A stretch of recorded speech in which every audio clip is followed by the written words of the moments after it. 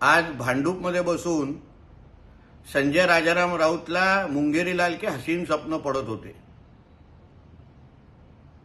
पण संजय राजाराम राऊतनी आपल्या दोन्ही मुलींच्या डोक्यावर हात ठेवून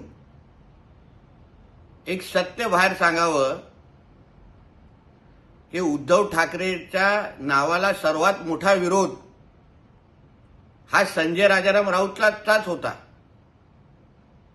ज्याला कुठला अनुभव नाही, ज्याला पक्ष चालवता येत नाही, त्याला तुम्ही मुख्यमंत्री कसं करता हे तुम्ही शरद पवार साहेबांना विचारलं नव्हतं का?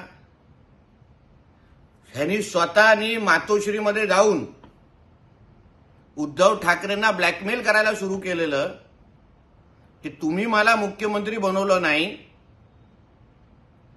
तर मी मातोश्रीतल्या आतल्या बातम्या बाहेर सांगेन, तुम्ही बाळासाहेबांची प्रॉपर्टी कशी हडप केली ह्याचे कागदपत्र बाहेर देईन,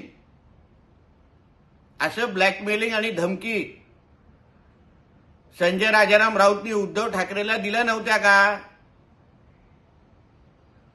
थेट पवार साहेबांना पण जाऊन सांगितलं होतं की तुम्ही माझंच नाव मुख्यमंत्री म्हणून चालवा,